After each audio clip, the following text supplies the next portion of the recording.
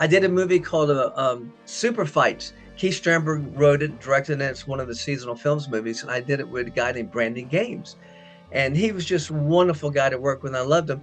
He was my biggest fan. When he was 10 years old, he saw this film, and he was a genius. And he memorized every line of dialogue from the film. So while we were filming, sometimes we had, dramatic, hard fight scenes. I'm the bad guy. He's the good guy in the film. And right before the director would go action, he'd be reciting my dialogue. And I go, Brandon, I don't even know my dialogue anymore. I can't remember it. He goes, Keith, that movie, I loved you in that movie. And I went, oh my gosh. So they were going to kill me at the end, and no one prepared me. Nobody came here and says, let me work with you in a dying scene. And I just came from fighting, months ago, right into now I'm on the ground floor. I got the ninja throwing shurikens at me. And Keith, now you're getting ready to have your dying scene, and here's what happens. Here's your dialogue. And I'm thinking through my mind going, well, I've never had a dying scene. I have no idea. I'll just wing it. And get this, they had a break for lunch. So I'm sitting there covered with blood, and I'm set, and they said, you can't move. Because we got to come back right after lunch. And so I had to sit there like this, so everybody went to eat, and the crew and everybody, so I couldn't move.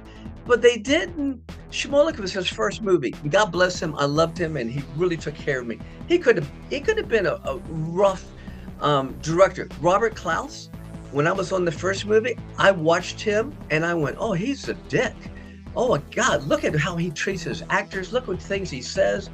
Bruce Lee didn't even get along with him, kicked him off the set. But I was thinking, oh my gosh, do I even want to do films if I'm going to have directors talk to me like that? But that's not how Shimolik was. He handled me really well, but he didn't prep me for things. He didn't say, okay, because he just assumed I'm an actor and all actors know how to act. So now I'm on the ground, I'm getting ready for my dying scene, but before it, I have to shoot the gun at the bad ninja. And so they give me the weapon, and the guy comes in and teaches me how to hold it and shoot it and the whole bit. And this way before gun safety stuff, So now I've got it like that. And I'm thinking in my mind, I said, I'm still not going to aim my gun at the ninja, the bad guy.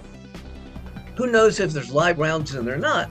So just in case, I'm going to aim my pistol just to the right, and there's a bush in the corner, and there's a little bush, and I said, sitting in the corner of the hallway. So director goes, action, and he says, Keith, what I want you to do is I want to shoot him, aim about 4 or 5 times and shoot him. I said, okay, fine, ready, action.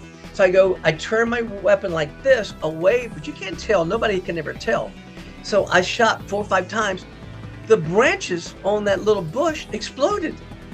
And I went, wow, I was freaking out. I thought I had live rounds in it. And I went, oh my God. And he says, cut, what are you doing? I went, there's live rounds in there. Thank God I aimed at the bush. He goes, Keith, we had the bush rigged up. That flower plant is rigged. It's supposed to do that because you're supposed to miss. I went, you could have told me. Somebody could have told me. I didn't even know that. Can you believe that? So I'm sitting there going, if I'd aimed at the show, I would have killed them. That's what I thought. I went, oh my God. The rest of my movies, my whole career, I never aimed my weapon ever. Just because Revenge of the Ninja, just in case, I'd always aim it to the right. So if somebody did have a live round in there by mistake, I would have never shot anybody anyway.